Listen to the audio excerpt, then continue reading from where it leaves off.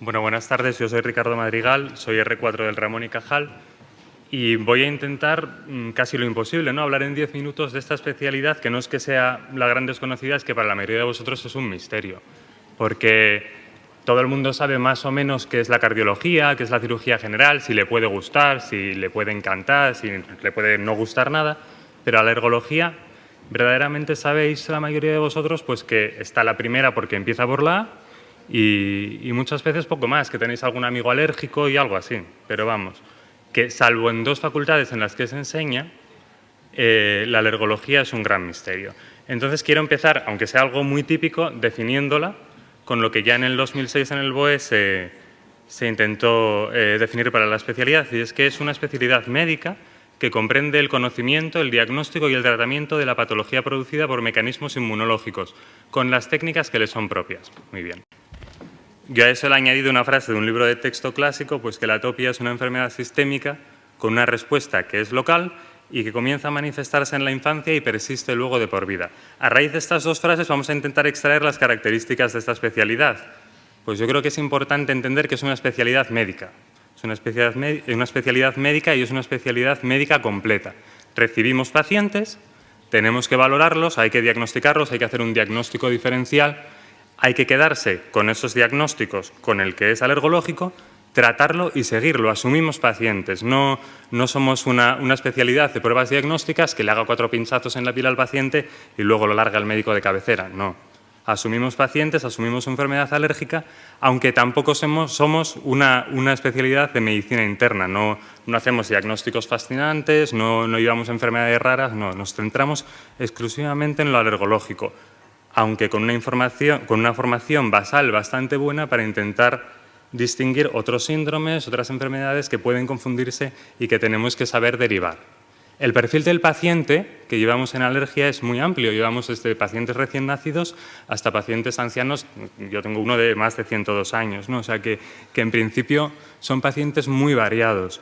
Y pacientes que, aunque en general estén sanos y se ponen enfermos en cierta época o en cierto contacto estrecho con un alérgeno desencadenante, son pacientes que pueden estar muy enfermos e incluso pacientes críticos.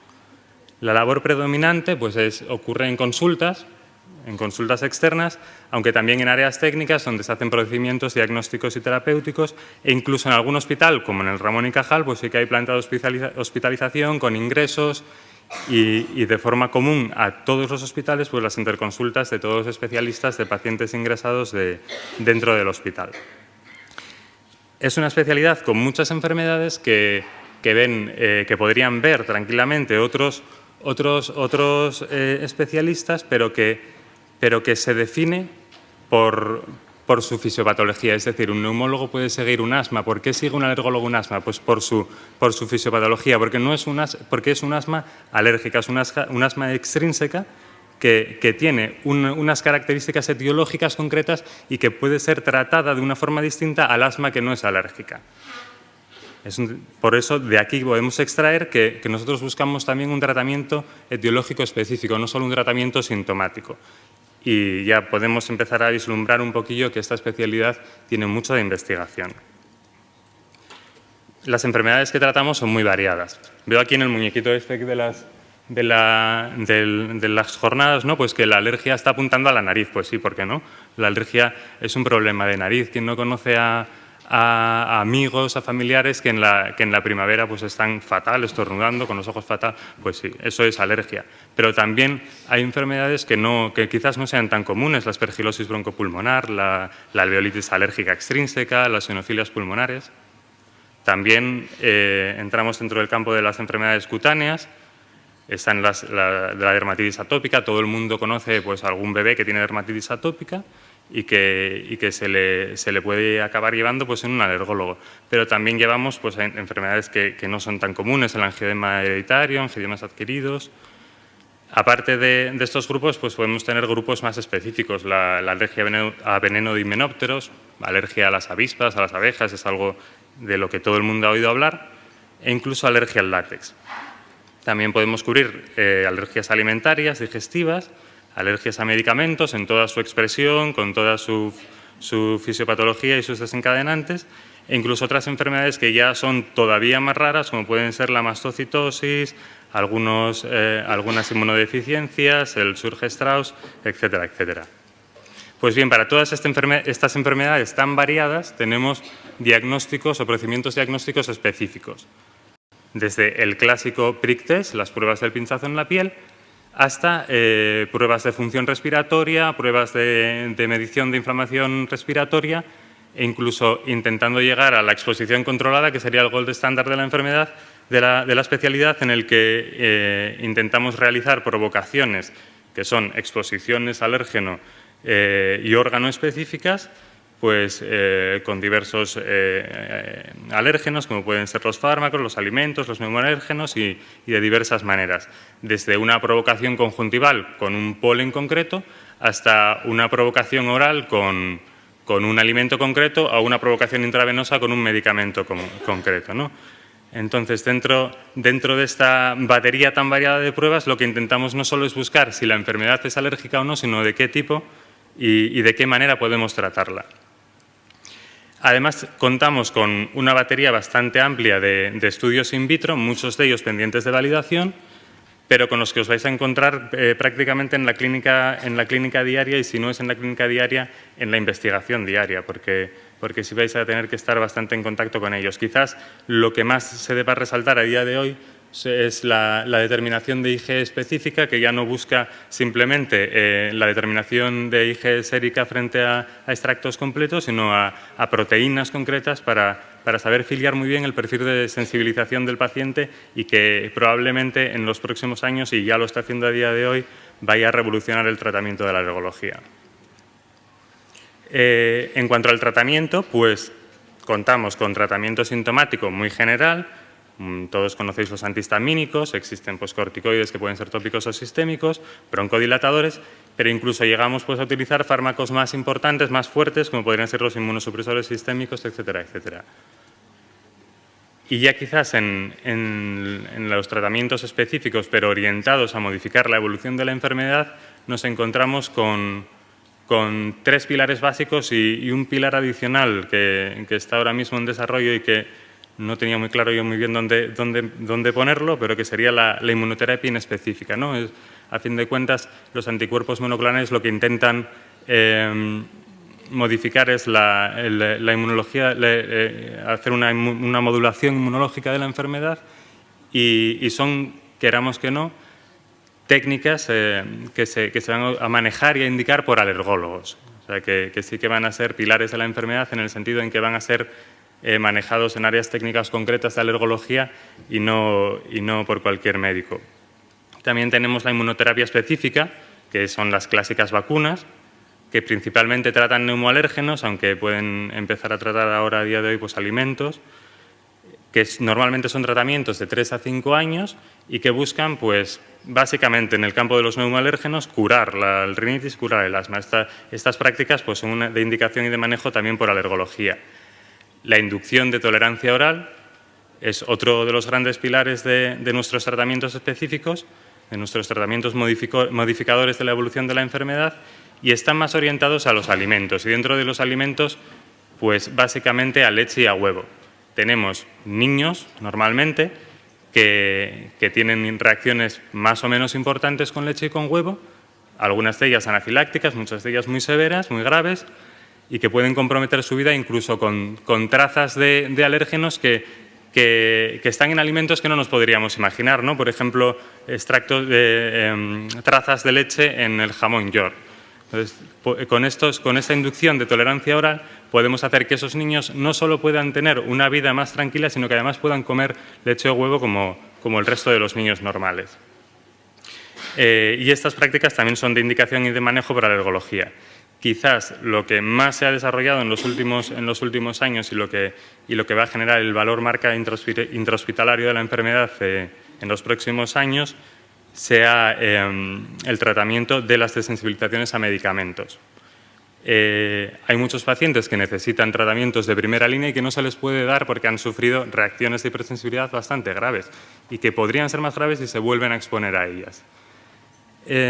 Con la desensibilización intentaríamos administrar este fármaco frente al que el paciente ha presentado una reacción, de manera que presente una tolerancia clínica temporal. Y de esta manera hay pacientes que no podrían tener un tratamiento para su enfermedad y que a día de hoy, gracias a estos procedimientos, pueden tenerlo. Y esto es especialmente importante en los pacientes oncológicos. Vemos que esta desensibilización también es una indicación y un manejo por alergología y abre ya el campo de lo que hablaba nuestro compañero de oncología del manejo multidisciplinar, porque para poder administrar todas estas medicaciones debemos estar en constante comunicación con sus médicos tratantes. En cuanto al programa de la especialidad, pues es bastante variable y siempre habrá la coletilla de según lo requieran las necesidades docentes, asistenciales del centro. Es muy importante preguntar. Hay que ir a cada hospital y preguntar muy bien. Preguntar a residentes, preguntar a adjuntos, preguntar a todo el que se pueda preguntar. Comienza normalmente con un área genérica entre el R1 y el R2 que ocupa principalmente pues, medicina interna y pediatría. La medicina interna puede incluir también áreas no tan medicina interna como urgencias, cardiología, etcétera, y la pediatría engloba básicamente centro de salud y hospitalización. El R1 de alergología prácticamente en la mayoría de los hospitales casi no se deja ver por el servicio. Luego ya en el R2 también es una época bastante variable, incluye pues una cantidad bastante importante de meses en alergia, que nadie sabe muy bien qué quiere decir y que cada hospital pues, distribuye de la manera que le parece más conveniente. Luego tenemos unas áreas de conocimiento más específicas, como pueden ser la inmunología, la neumología, la dermatología, el otorrino, que se distribuye como buenamente puede cada hospital, y las opcionales, que son muchas de ellas bastante interesantes, pero que, bueno, dependiendo de dónde vayáis a preguntar, pues se pueden hacer con más facilidades o con menos. En cuanto a las guardias, pues lo que dice el BOE, por lo menos está escrito en octubre de 2006, es que el R1 de alergia se dedica a guardias de medicina interna, a guardias de pediatría y a guardias de puerta. Y que a partir de R2 hasta R4 pues ya solo debe dedicarse a neumología, dermatología y alergia. Esto es mentira. La realidad no es esta. Los residentes de alergia en toda España, en prácticamente la totalidad de los hospitales de España, se comportan a efectos prácticos como residentes de medicina interna. Están obligados a hacer guardias de medicina interna, de puerta y de planta, todos los años de residencia y, además, en la mayoría de los hospitales pueden hacer guardias de pediatría y en algún hospital aislado pues pueden incluso llegar a hacer guardias de neumología y de dermatología. Y solo hay, a día de hoy, que yo sepa, un hospital donde se pueden hacer guardias de alergia entre R2 y R4, pero no es un centro público. El problema de las guardias pues, es un motivo constante de conflicto y de discusión entre las comisiones de docencia y el servicio de alergia que a día de hoy no tiene clara solución y probablemente el esquema que os vayáis a encontrar sea este. En cuanto a la calidad de vida, pues depende mucho de cada residente. Y es verdad que cada uno pues, se puede involucrar en tanto en cuanto quiera involucrarse. Pero en general, lo que se dice es que es peor en Madrid que fuera de Madrid. Es muy importante preguntar en cada hospital. El horario laboral es el mismo que el de todo el mundo, de 8 a 3, aunque hay muchas horas extra que no van a estar remuneradas. No hay alergólogo de guardia, pero sí que hay pacientes que tienen enfermedades que deben ser tratadas de forma urgente. Hay desensibilizaciones que se alargan horas y horas, hay pacientes complejos, hay una sobrecarga asistencial que no siempre permite acabar todos los informes por la mañana y hay una actividad docente e investigadora en algunos hospitales frenética. Ocasionalmente hay peonadas de consulta que se pagan como hora de guardia y que van de 3 a 8 horas. Y quizás el principal factor limitante de la calidad de vida y lo que se deba preguntar es la sobrecarga asistencial. Desde luego, hay que entender que no es una especialidad tranquila ni una residencia blanda y que la falta de motivación y que la sobrecarga asistencial y el clásico no es lo que pensaba hace que haya bastantes abandonos. En cuanto a las guardias, normalmente en Madrid se hacen unas 6 guardias, con lo cual los problemas económicos están más o menos solventados y en el resto de España pues hay 4 o 5 guardias al mes y hay quien se queja fuera de Madrid de problemas económicos. Hay quien está muy contento de no tener que hacer tantas guardias, eso también es verdad. En cuanto a salidas profesionales, históricamente ha estado peor en la sanidad pública, pero ahora está bastante mejor en los últimos 10 años. En la empresa privada también tenéis una alternativa real y aceptable y en la industria farmacéutica también, en investigación también. En cuanto a las ventajas, yo creo que aquí es donde es una especialidad con una patología asociada en franca expansión, que os podéis formar en una de las mejores escuelas de alergia del mundo, y ya la EACI dijo que la formación española es excelente en el 2010, y que podéis asistir a pacientes de cualquier edad, de manera global, y que tenéis la capacidad de curar, y esto es una alegría laboral también, ¿no? Y una estrecha relación con la investigación. Creo que eso quizás sea lo que sean las ventajas de la especialidad. También la posibilidad real de no hacer guardias, que la labor asistencial sea predominantemente consultas y que haya un importante componente de formación complementaria durante la residencia, etcétera, etcétera. Las desventajas pues quizás sean el programa de guardias durante la residencia y la incertidumbre laboral y la alta competitividad.